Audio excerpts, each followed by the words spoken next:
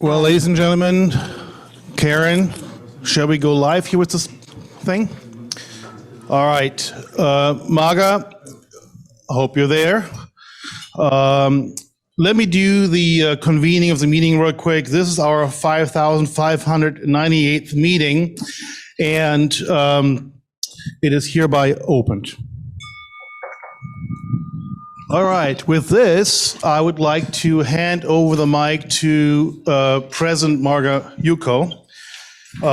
She'll tell you about a bunch of things, and then I'll be back to me. Go ahead, Marga. Hi, everybody. It's good to Zoom with you today. And we've been chatting with everybody who's here on the call. Well, the big announcement I want to make, look at that screen. Okay, we are going to have a birthday party to celebrate the 117th birthday of Rotary. And it is going to be a wine tasting. It's guaranteed fun. And it's going to be on February 17th from 5:30 to 7:30 p.m. The office, we're doing this in collaboration with the Consulate of Argentina, another organization called Wines of Argentina, and with the wonderful support from Baker & McKenzie, who have offered their beautiful space to hold this event. So mark it in your calendars, and this is going to be a fundraising event for the Rotary One Foundation. What does this mean? What does it mean? It means that we want you, and I ask you to tell your friends, just email your friends and say, hey, come on over for a wine tasting event. And then, learn about Rotary and essentially come and celebrate with us. But we would like to tell those friends of ours that are not in Rotary what we are all about, and what better opportunity than drinking, wine together. So make a note, and please reach out to Karen, Tamra, myself with names of people you would like to invite. And then we would like to have a lot of you. The space is very large. It's a beautiful space overlooking the Grand Park on the 50th floor on the Blue Cross Blue Shield Tower. So that's it for now. And I hope to see you there. Okay. Timo, back to you. Thank you, Marga. And by the way, Marga, you missed out on the best part. In addition to fantastic Argentinian wine, there'll be even more fantastic empanadas. So it's a great opportunity for you guys to host your friends, showcase our club to your network. Love for you guys to do that. Love to have some numbers and raise some money. With that being said, we are now moving on to our speaker. And my friend Ted will introduce the speaker. But before he does that, I would like to ask everybody here in the room and online to hold your questions until the very end. We'll make sure to get to those. And Ted, if you want to come up and take over.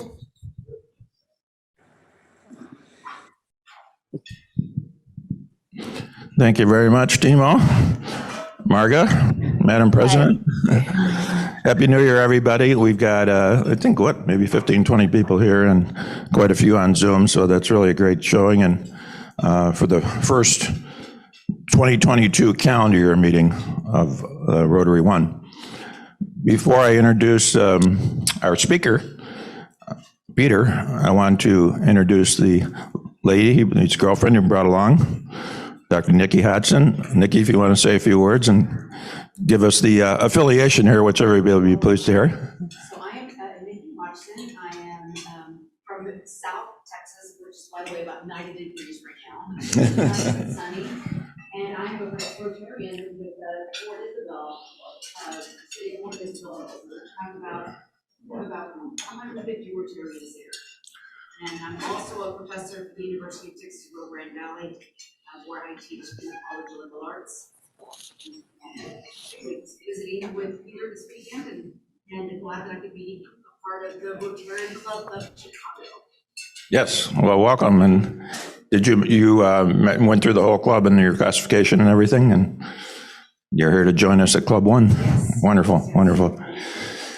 Well, just a brief intro in terms of how I became acquainted with Dr. Peter Rork.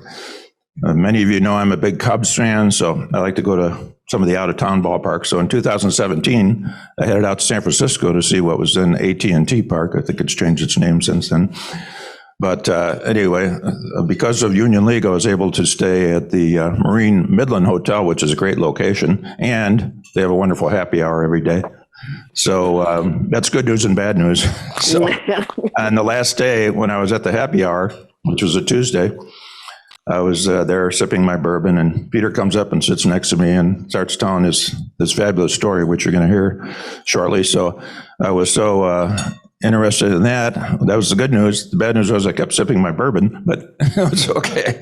But he was nice enough to invite me to dinner, and we got acquainted and had no idea whether I'd ever see him again. And lo and behold, on a Sunday in 2020, I think, I was watching CBS Sunday Morning, which is one of my favorite shows. And then they ran a video, which you're going to see shortly. And I look up and I say, hey, I know that guy. That's Peter Rork. So after I saw that, and I emailed him and I said, you got to come out and talk to Rotary sometime. So we were able to get this date, and he came. And so I'm going to bring him up here to tell you more and to play his video. So Peter?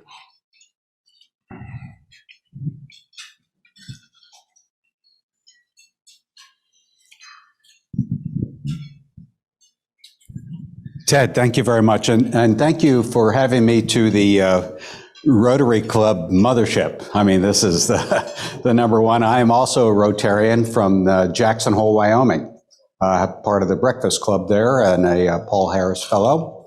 So we'll go ahead and play the video, and then we'll go on from there. And now one of our Sunday best. From Connor Knighton, a story of dogged determination. On this 100-degree day in El Paso, a Texas Terrier named Tumble is enjoying a bit of fresh air while trying to beat the heat. However, most of Tumble's time is spent here, inside a cage at El Paso Animal Services.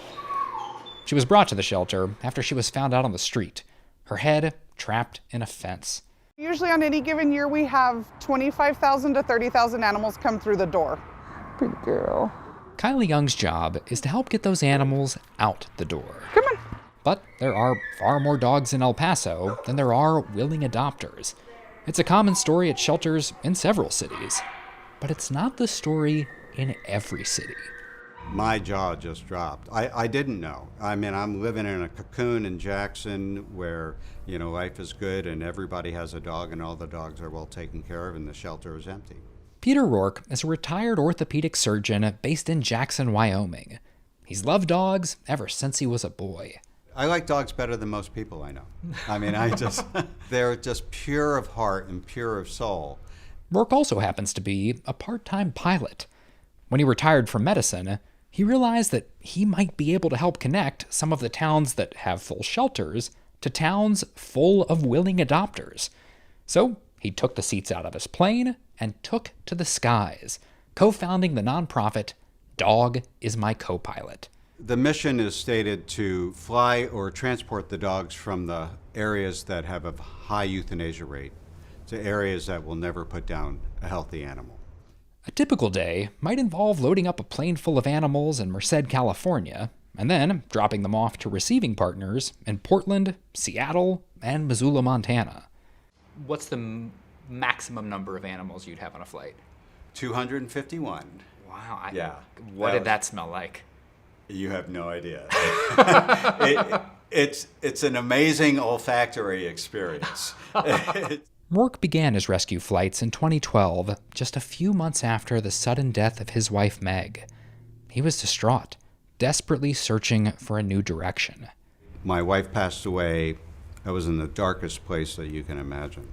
A mutual friend of ours called me and said, you know, Peter, you need to knock this off. Meg would want you to be happy, so get out there. And out there he went. To date, Dog is My Co-Pilot has flown more than 19,000 animals. Mostly dogs, with a few cats thrown in. That's way more of an impact that I ever made as an orthopedic surgeon, you know, and it's so much more rewarding. 72 animals are waiting for Rork at the El Paso airport at 4 a.m. on a Sunday, including a tired Tumble. Once everyone is safely loaded onto the plane, Rork is off. After stops in Salt Lake City and Sun Valley, the animals descend into Troutdale, Oregon, just outside Portland. There, an army of volunteers is waiting to help unload the dogs and get them to their new homes. I think I'm gonna cry. Yeah, good boy. Julie Zagrins with Portland's One Tail at a Time rescue noticed a huge increase in adoption interest once COVID hit. People were just overwhelmed by how many applications that we had to process, and it's a great problem to have. So, we want to find everyone a dog. Zagrins found Tumble a home with Portlanders Andrea Fielder and Matt Schmidt. It turns out their backyard kiddie pool is Tumble's favorite hangout spot. Some Texas habits die hard. You're home, Tumble. You're home. This doesn't look like Texas, does it? Back at the airport, an empty plane means a successful trip for Peter Rork.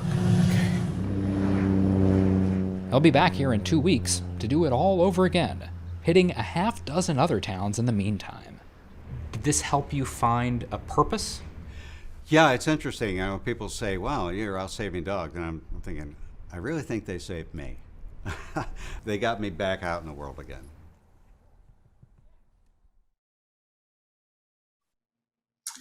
Okay, well, thank you for that.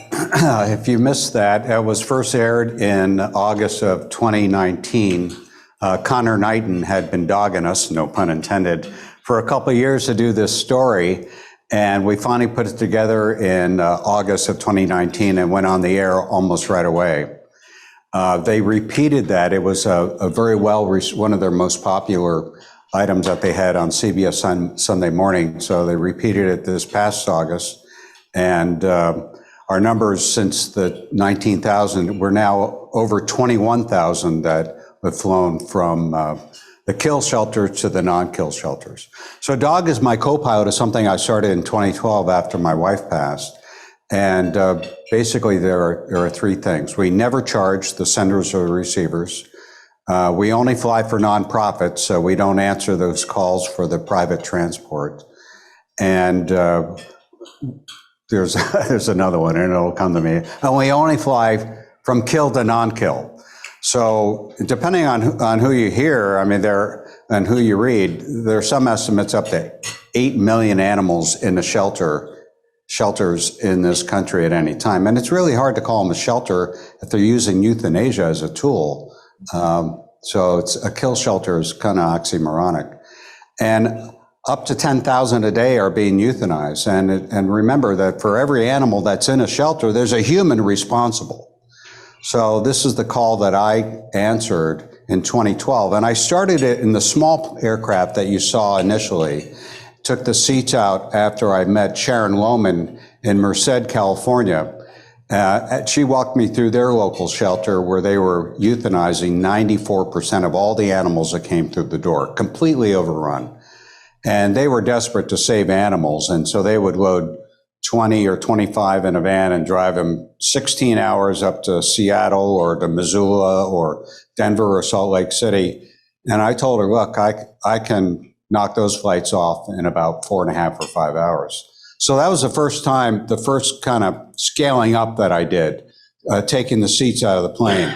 The second time I scaled up was after a especially crowded flight. I went out and purchased a Caravan, and it's a 7-figure aircraft, and so we didn't have the money for it. I went actually out and I mortgaged my house and loaned the money to the organization with no plan on how to get it back. But I was in with both feet. I had committed emotionally, financially, and temporally to get this done. So then the Petco Foundation gave us a grant. It allowed me to bring on 3 additional pilots. So that was the next time we scaled up. So now instead of me flying every single mission every single time and doing 35 flights a year, now we're flying, last year we flew 75 flights, and this year we're scheduled to fly with an additional of another caravan, 150 rescue flights. And if we're flying 100 animals or so at a time, then you can just do the simple math. Now, initially, what we wanted to do is make this as financially as reasonable as possible. So in the 206, the small aircraft, we wanted 3 animals for every flight hour, and that would be about $75 per animal per transport, which people would say, well, a little pricey, but still reasonable. And then when we went to the caravan that costs $500 an hour to run, we're now carrying many more animals, and the price per animal per transport is now below $50. So it's a simple economy of scale. So now I have 9 guys and gals flying. They're all volunteer pilots. We have 1 employee, and that's Kara Pollard, who is my absolute irreplaceable ground control wingman, who knows all the players involved. And she puts it all together for us. So she and I will be sitting down over the next couple weeks and setting out the entire schedule for the 2022 season. Now, we've been doing the same schedule for the last 10 years in the Western states, bringing on another Cessna Caravan. We're going to be basing it in the Dallas area.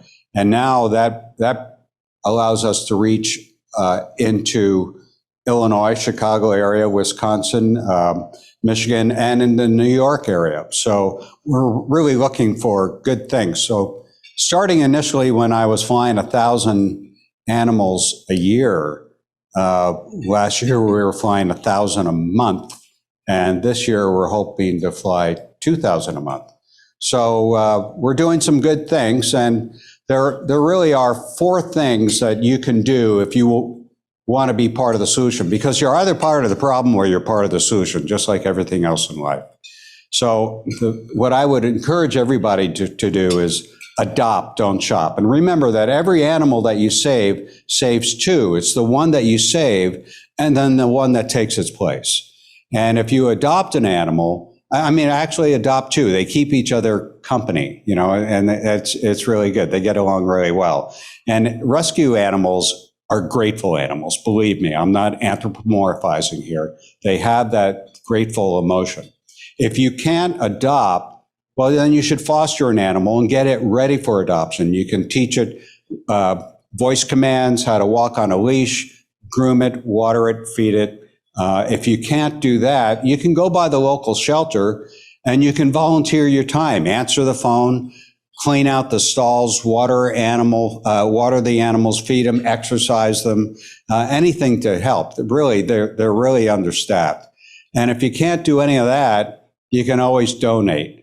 Now, if you say, well, I don't like the director, I don't want to give him money. Well, don't give him money. Just drop off some blankets or some leashes, collars, a bag of dog food or something like that. Just be part of that. So of those 4 things, that's what you can do. So Dog is my co-pilot. When I first started, I emotionally dedicated, I'm going to do this for 10 years or 10,000 animals, whichever comes first. And then as soon as I got the caravan, blew right through that 10,000 mark, brought that dog home with me, actually. So he's a chocolate lab named Hobbs.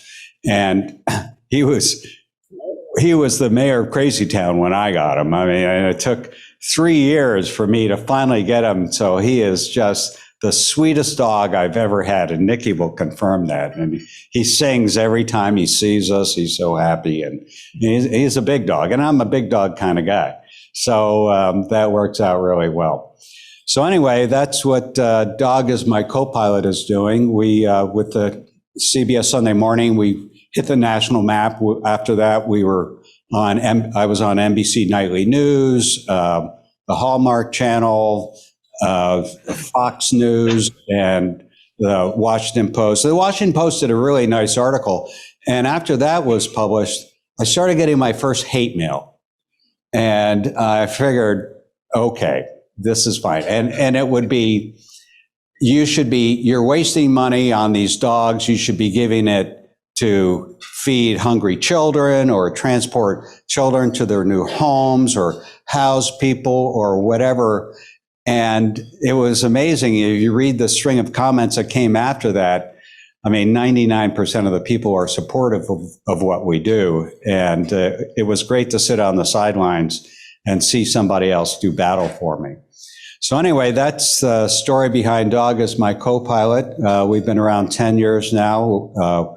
We're adding our third aircraft in the next month or so, expanding to all 50 states. Right now we do 14. And so I feel really good about what we're doing. We never charge, so we rely strictly on donations.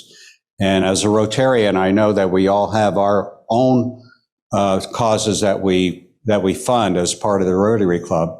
But if you have anything extra, that would be nice. So just let me know how I can answer any questions or be of any help. So I'll open up the floor to any questions at this time.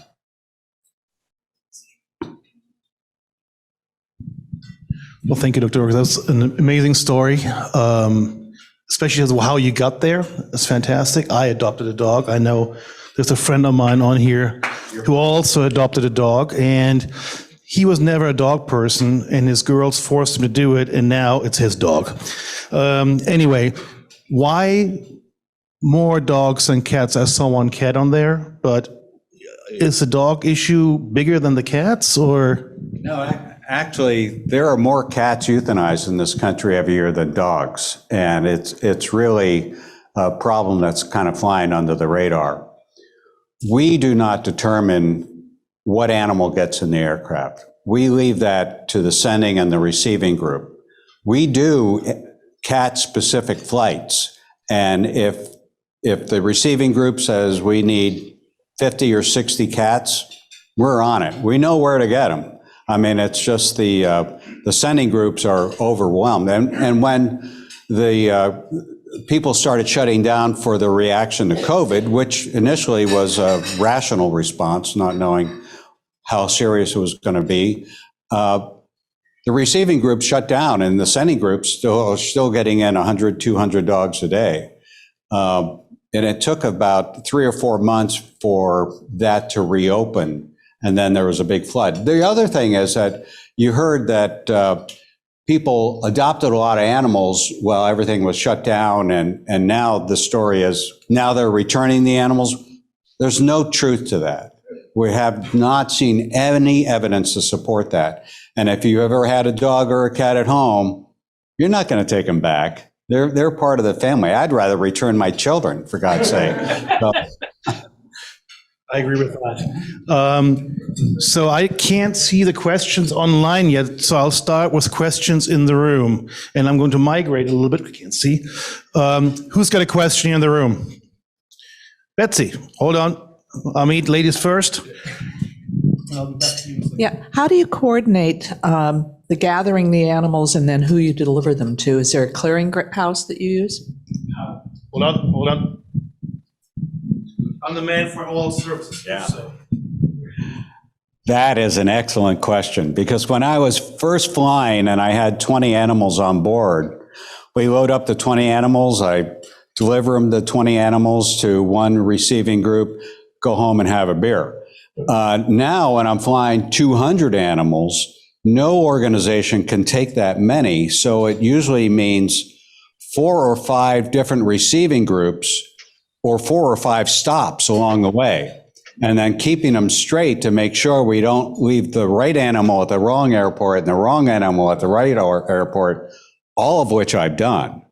We now use color-coded tags on that and load them in reverse order. So the last animal's off or the first animal's on, and we do a crate count so we know how many crates are getting off at each location. So I can tell by looking at the color, I can tell by counting the crates as they get off, where they're supposed to be. So, I mean, this flight that they showed, it showed stops in Salt Lake City and Sun Valley and Troutdale. So that would be 3 stops on that flight. And really, if you draw a line between Denver and Salt Lake City, the farther north you go, the better it is for the animals. And the farther south you go, the more hellish it becomes. Texas especially, and I'm not picking on Nikki, she knows all about that. But we're now getting over 90% of all our dogs at risk for euthanasia out of Texas. So it's a real bloodbath down there. So we're doing what we can. Thank you for that. Amit? Thank you. That was really interesting. I have two questions. One is, you mentioned that there's always like a person behind any abandoned or mistreated dog. So I was wondering, like I once read that there are actually a lot of laws that are quite hard on punishing dogs or mistreating them. Do you consider them equally like as hard, or are they not enforced, or why is there? They're just simply not enforced. Yeah. And there are laws on the books about that in every single state. And, but just, people are people. And I'd much rather hang around with my dogs and Nikki than most people I know. So it's, that's just the way it is. And your second question would be? My second question would be, with respect to COVID, I know also in Germany we have like a similar tendency that there are a lot of people now taking care of dogs, but there are also some people who are afraid that this might, after COVID one day, that this might actually lead to more abandoned dogs on the long stretch. You just mentioned like nobody will go after dog, but now people are like socially distant, they're at home on their own. They think, okay, a dog is better than anything else. But are you afraid that this might change? Yeah, excellent question. The online folks, just repeat the question. Yeah, so the question is, are the dogs going to be kicked back now that COVID is over? Or at least we're more rational about our response to the COVID. Well, we haven't seen that yet. I will point out that after they showed this on CBS Sunday Morning, the German TV picked it up, and I got a lot of followers in German about meine Deutsch ist sehr schlecht. So I couldn't really communicate with them very well. But fortunately, we haven't seen that. They become family members, and you're right, dogs are better than most people I know. Thank you, Doctor. I know we've got my friend, past president Marshall Schmidt online somewhere. Marshall, show your pretty face. I know you have a question.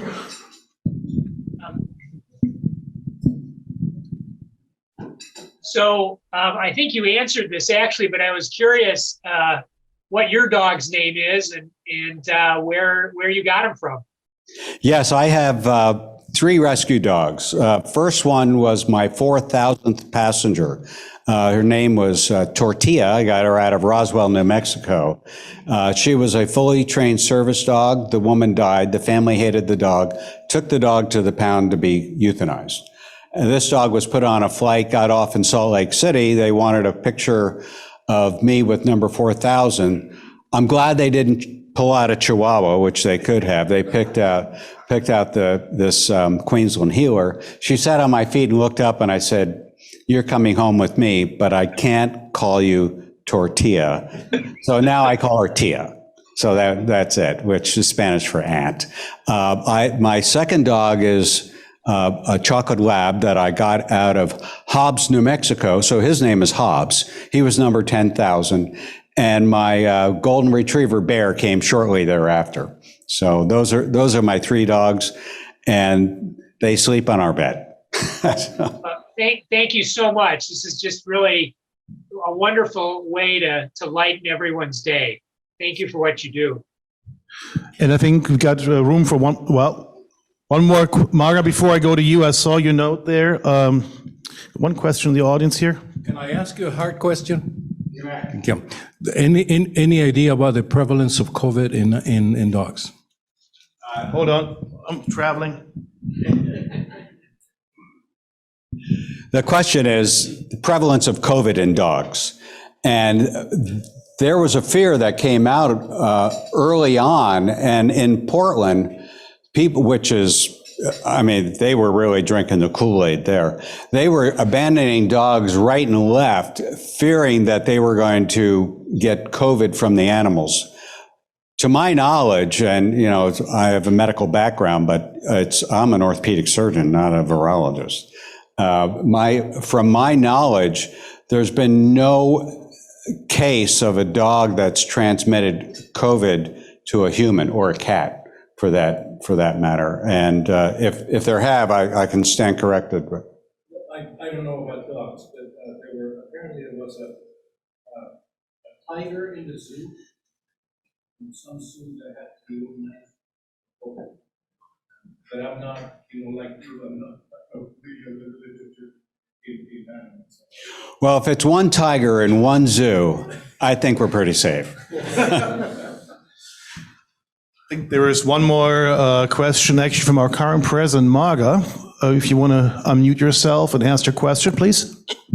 Yes, hi. Well, it is such a delight to have you. Like Marshall says, you brighten our day because there's so much heavy news every day that this is perfect. I have a neighbor who is a foster parent of some dogs. Do you work just with individuals or families that are going to adopt a dog, or are you connected with foster parent organizations that they will take dogs temporarily until they can be assigned to a permanent home? Well, I don't know how they do it, but there are a group of people out there who will foster dog after dog after dog. I could never give them up. And it's interesting that when the foster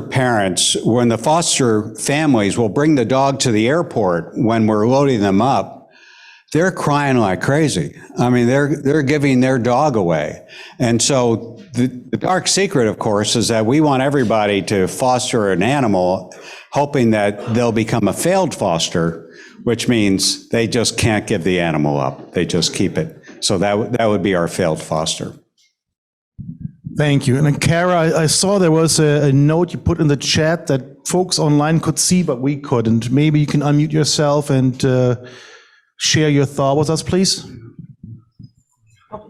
Hi, everybody. This is Kara. I work alongside with Dr. Rork, and I was just responding to the question about if we fly the animals directly to adopters. And I was responding online just saying that we have over 150 rescue and shelter partners that we partner with, and we fly the animals directly to the rescue organizations that then coordinate the adoption of all the animals that we fly. Thank you so much, Kara. Appreciate that. I think, are there any other questions in this room? No? Good. Online, speak up. Otherwise, Dr. Rork, that was fantastic. Thank you so much for sharing this with us. I think in good old Rotary tradition, let me just get past you real quick. We've got a little thank you, and just hand this to you because I can't handle the microphone and everything at the same time. But thank you for joining us today. A little certificate. I think we'll circulate the link to your organization, and as always, invite everybody to support the organization. For all of those who have dogs, you'll understand the mission and the value of all of this. I thank you for being here today. Thank you so much. Absolutely. All right.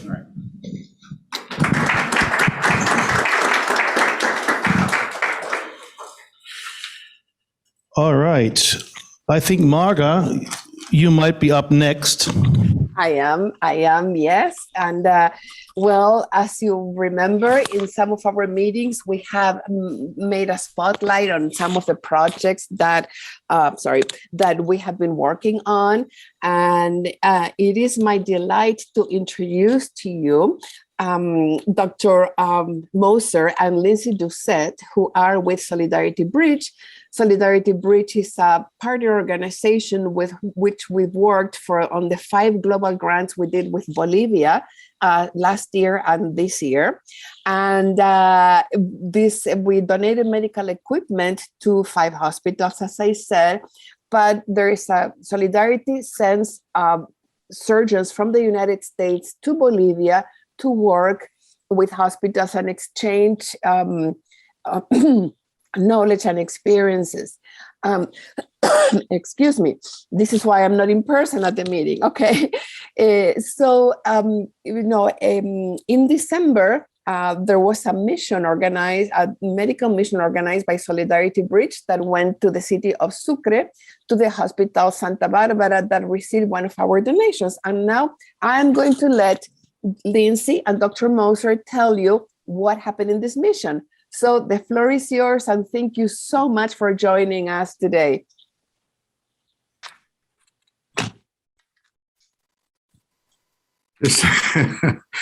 Hello, I'm in the middle of my clinic, so I've stepped out for a moment. So I'm going to. I was told I have 5 minutes or so. So I thought we would do a brief slideshow.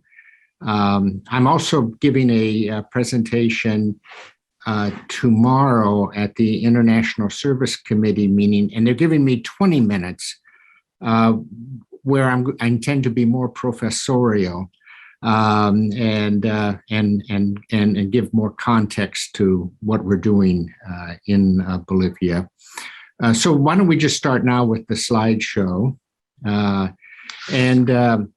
This is the gathering of the retreat that was recently held in Cochabamba between the 2 organizations, the sister organization Solidarity Bridge, which is based in Evanston, and Puente de Solidaridad, which is based in Cochabamba, Bolivia. They're independent organizations, but intimately bound together. And it's through the local foundation that is Puente de Solidaridad that the surgery programs are developed. So I thought if this is going to work, we have a little video for you to get an introduction from from the Cochabamba-based group. Let's see if it plays.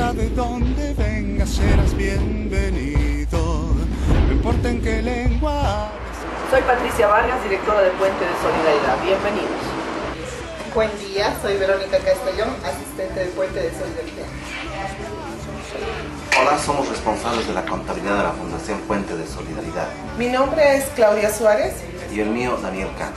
Hola, yo soy José Choque, soy el coordinador del programa de suministros médicos y el programa de comercio justo. Bienvenidos. Hola, soy María Inés, soy la responsable del programa de salud. Los estamos esperando. Hola, buen día. Soy Pablo Galindo y les mostraré las estadísticas con las que trabajamos en Puente de Solidaridad. Bienvenidos, soy Marisol Mamani, trabajadora social de la Fundación Puente de Solidaridad. Hola, soy Marcela Canedo, coordinadora de Acción Pública y Procuración de Fondos de Puente de Solidaridad. Bienvenidos. Hola, soy Pati Páez Tensoro, soy la administradora regional en Santa Cruz de la Fundación Puente de Solidaridad. Soy Desiree Méndez, asistente de oficina encargada de almacenes e insumos de la Fundación Puente Solidaridad en Santa Cruz. Mi nombre es Ariel Montaño, soy encargado de comunicación de la Fundación Puente de Solidaridad. Soy Carmen Rosy Salces Medina, trabajadora social de la Fundación Puente de Solidaridad. Soy María Eugenia Rojas. Soy Carl Brockman y yo, Felipe Guzmán.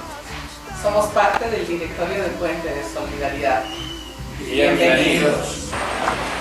Hola, me llamo Meiker, soy capellán en Puente de Solidaridad. Bienvenidos. Mi nombre es Alfonso Flores, voy a ser su conductor. ¿Quieren conocer Cochabamba? ¡Vámonos!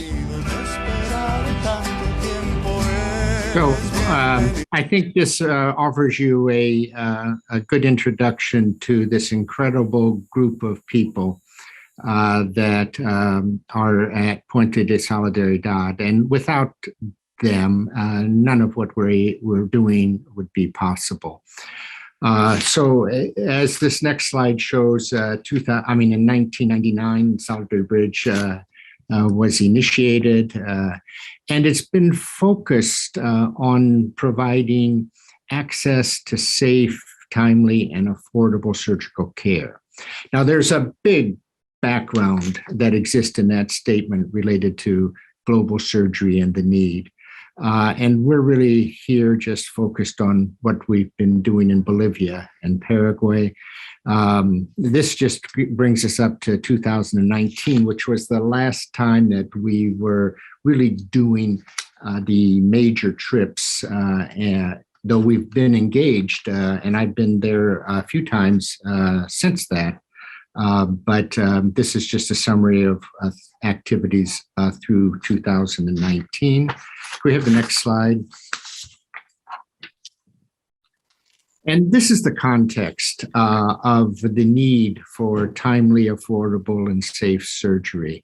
And again, tomorrow I'm going to give more background information. But in a pivotal time was 2015, when some major reports came out indicating the lack of surgical access and how big the problem is. I don't know that you can see my pointer, but the basic statements are there are 5 billion people that don't have access to safe surgical care. And this graph here is just to look at the fact that seen from the perspective of global health issues, you have the number of people each year who die from surgically treatable diseases is estimated at about 17 million people a year, versus the 1.1, 1.2 million people die of malaria, the 1.2 million people that die of TB, and 1.4 million of people that die of HIV in any given year. And yet the funding to deal with those infectious diseases, those communicable diseases, is quite substantial in a global health perspective, whereas there is essentially zero funding to improve surgical access, even though the patient population at risk is so much larger. So this is basically the context of why we are involved in our little part of the world in Latin America. Next slide, please. So what we're talking about here is Bolivia. We also have extended work into Paraguay now, but Bolivia has been the focus since the foundation of Solidarity Bridge. And we have worked in La Paz, Cochabamba, and Santa Cruz, which are the 3 main population centers. But at the request of the, in my case, the Neurosurgical Society of Bolivia, we are working also in Sucre and Tarija, and we will be up in Trinidad as we begin to expand surgical services to these regional centers. So this particular presentation is about this incredible city of Sucre, which is the capital of the province or the department of Chuquisaca. And Sucre has a rich history dating back to the 1500s, when it was it was basically the capital of this entire region that the Spanish had colonized. So it's a fascinating city. We'll talk a little bit about it and so why we've become quite interested in improving the access to care there. Let's have the next slide.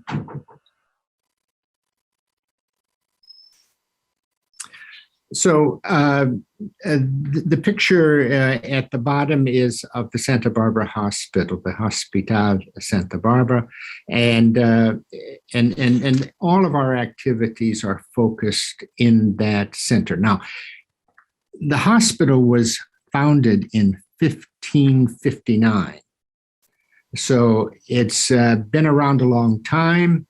Obviously, there have been additions. There's a church that's part of it as well.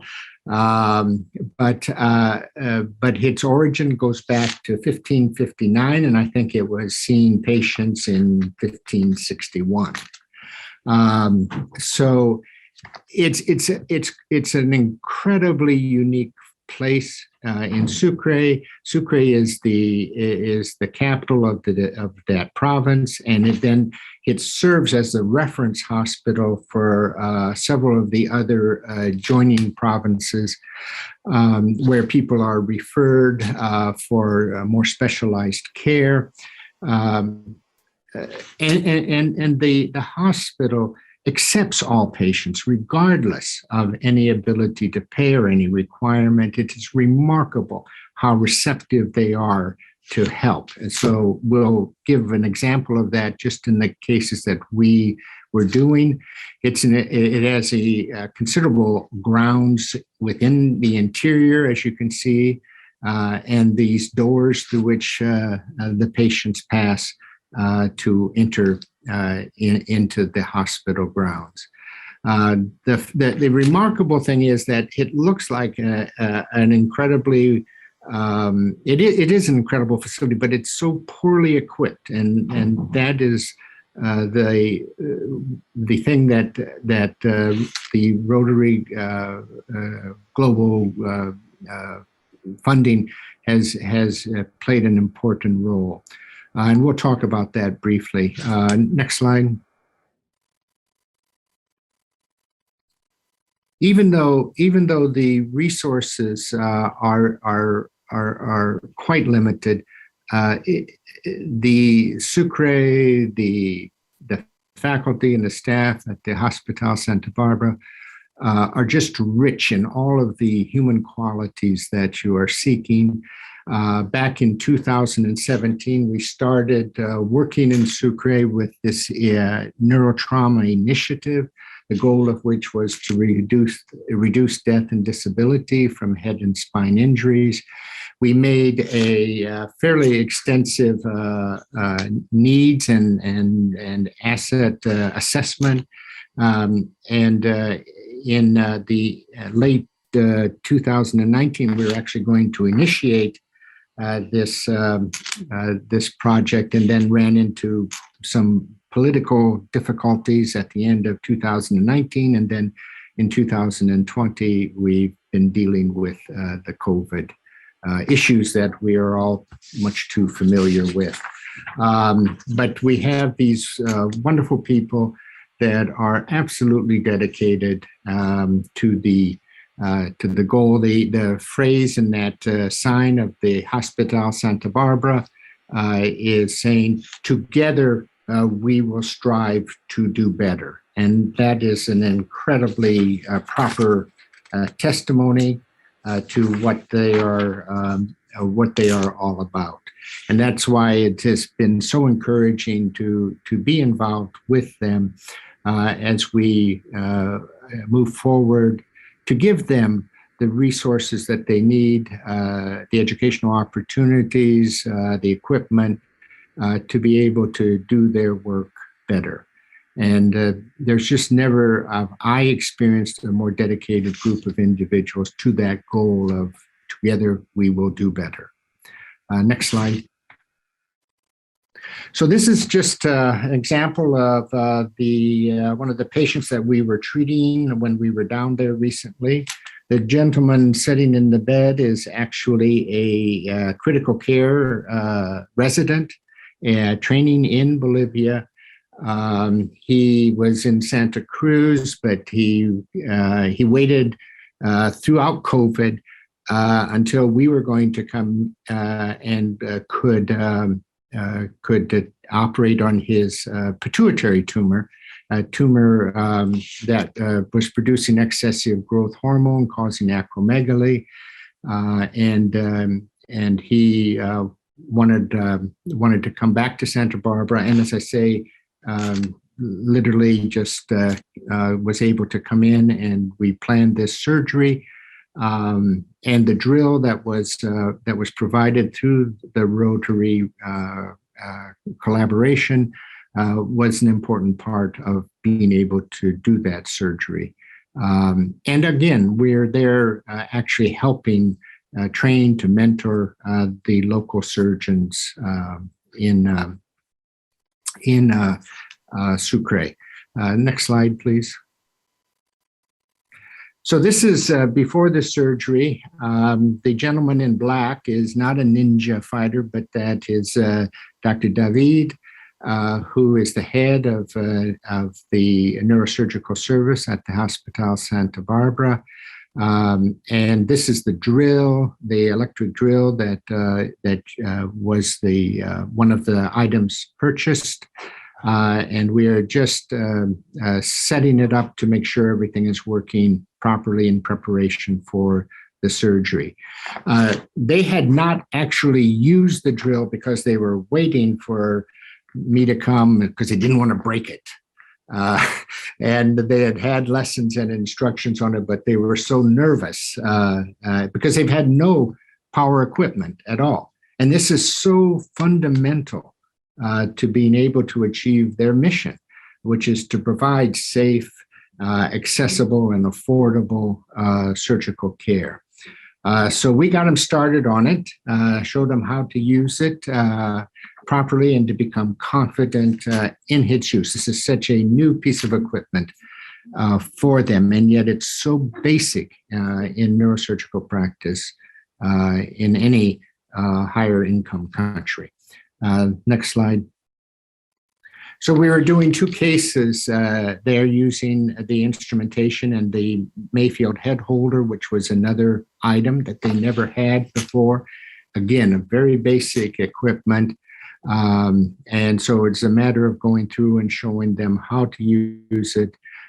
They know how to use it, but just to have the confidence, that's what we're really doing, just giving them the confidence to be able to use this equipment and not be afraid of damaging it. So we did both the pituitary surgery and a very complicated tumor that affected the hearing in an individual, an area called the posterior fossa. So those surgeries were done while we were there recently, and sort of the equipment is now, I guess you could say, officially in use. And it will continue to be used. The next slide is just sort of concluding as part of what we were doing there. And this is, again, an example that I have not been able seen in any of the other places that we have worked for years in Bolivia. The level of cooperation that exists. We were meeting at the medical school. This is the San Francisco Xavier University and Medical School, also founded in 1624, and the second oldest university in the Western Hemisphere. And we were developing plans, arrangements that were going to incorporate my institution in Massachusetts, Northwestern, in Chicago, combined with the medical school here, and a number of programs that we are developing and that will move forward, including the development of a microsurgery training facility that will be a national resource for the country. So just following their motto, which is together we're going to be better, and they certainly hold true to that. So I'm over my time by far. Sorry, I knew this would happen. If you attend tomorrow, you can hear more, get more of the global perspective on this effort. Well, thank you very much, Dr. Moser, for this wonderful update. And given that the annual campaign is my baby this year, you just saw where the annual campaign money goes, into the drill. So for those who are behind, think about it. There was a drill put to good use. All right, with that being said, thank you, Dr. Moser. Again, quick round of introductions of guests around here. I think we've done the introductions to my left, but I think we've got two Rotarians from Germany here. We'll start with the most senior guy. Thank you, Timo. My name is Bernard Lake. I'm from the here's my daughter, Josephine. So I'm currently president of the club Bersenbrück-Altkreis. I hope you can all remember this word. A little bit weird, but we are from it's a country area. It's the kind of the flyover states of Germany. It's like agriculture. It's and the culture is like the Midwest of Germany. So you have a feeling where we're from.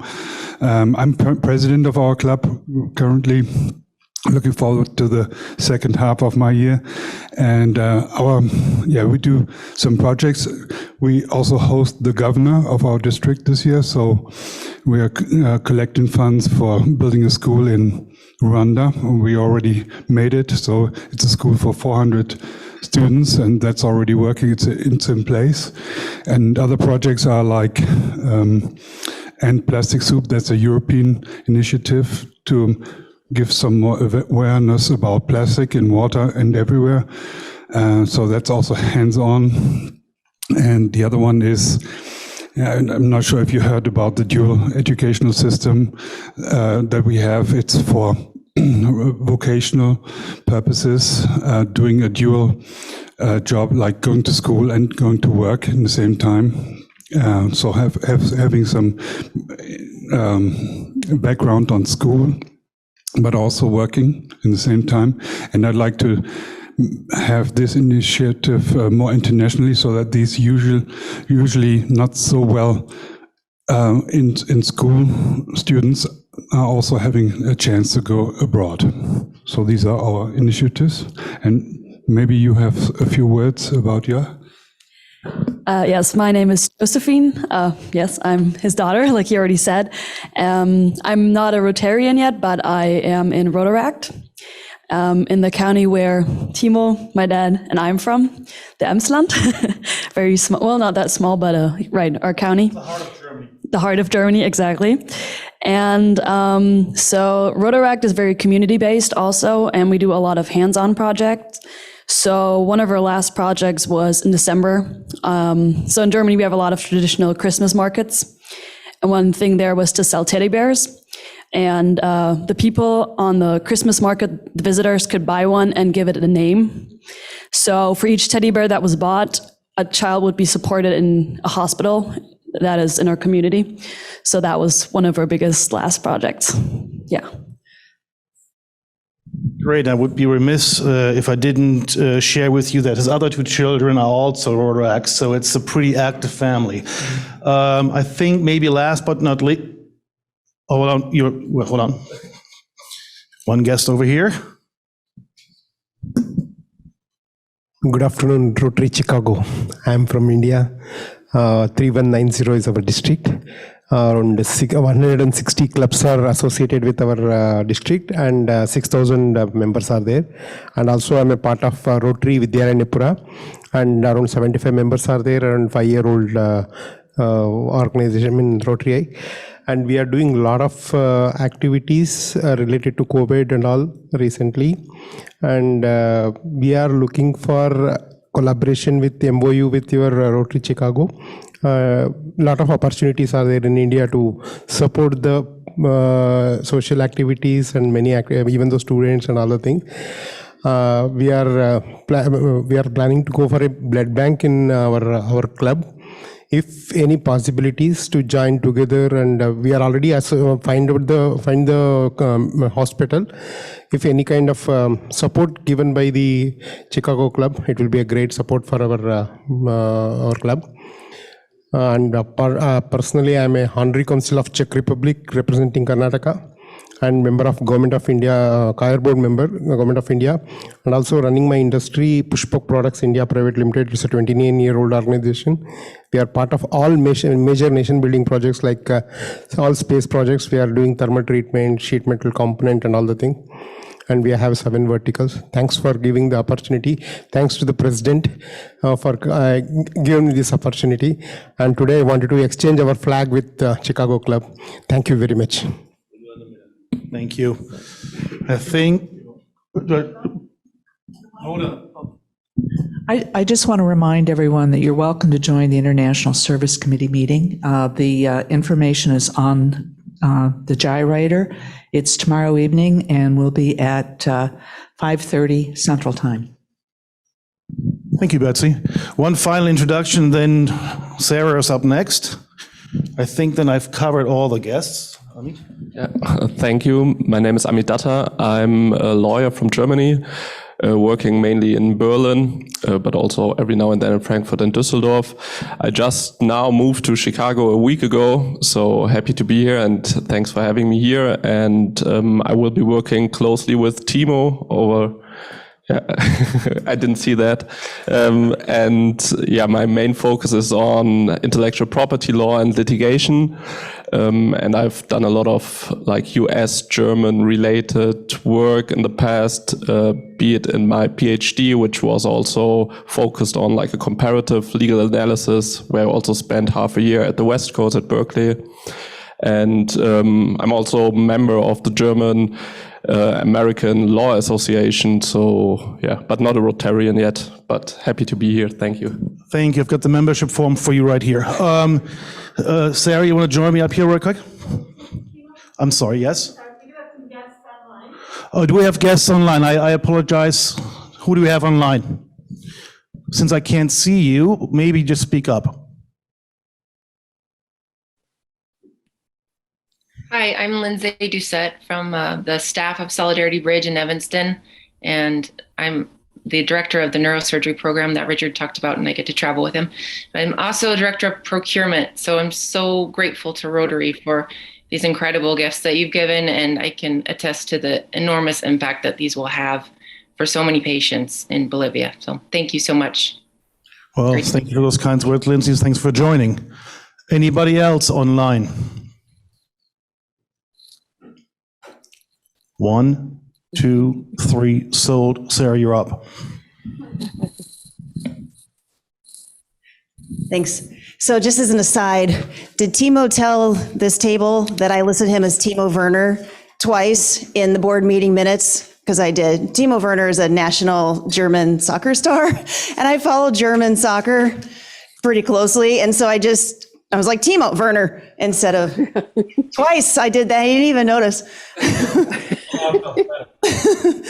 Anyway, I am the co-chair of the Community Service Committee, and just to give an update, we do have a hands-on project with one of our CPS grants next Thursday, I believe, January 20th. That is still on. CPS just reopened today. So the teacher is, we would like to have one more person. She wanted 6 people, and we only have 5, but you'd have to register today. You would be a patient, a pretend patient for these high school students who are looking to go into allied health fields. So you would have your blood pressure taken, your pulse taken, and some other things as sort of practice for these high schoolers.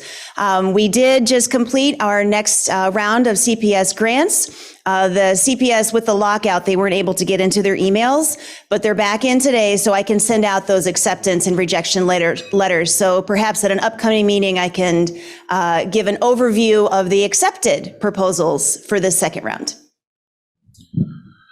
Thank you. Wonderful, Sarah. Appreciate that. Let me run you through some upcoming committee meetings and events real quick. And then, Josephine, if you want to join me for the 4-way test, if you can handle the pressure. On the 12th, I think Betsy already said that we've got the International Service Committee meeting. On the 13th, the PR and Marketing Committee. On the 21st, Membership Committee meeting. On February 3rd, Community Service Committee meeting. January 18th, we've got the CEO of Ardmore Roderick, Richard Johnson, speaking. I guess it's a hybrid meeting. On January the 25th, we've got LaFonda Suttenberg, the Director of Field Operations Chicago of the U.S. Customs Border Protection. That'll be an interesting one. That'll be virtually only, unfortunately. And then on February 1st, we've got Rotary After Work. Mary Smith, CEO of Inspira Tequila. We'll have to look at that.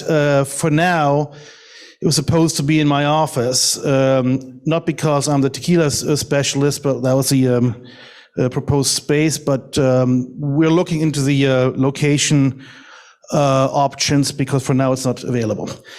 All right, those of you who come up here before we conclude the meeting here, can you guys all rise to do the four-way test? All right. Yeah, that's okay. It's a four-way test. First, is it the truth? Second, is it fair to all concerned? Third, will it build goodwill and better friendships? And fourth, will it be beneficial to all concerned? Thank you for everybody joining today, online and here in person. Have a great afternoon. I'll see you very soon. Thanks.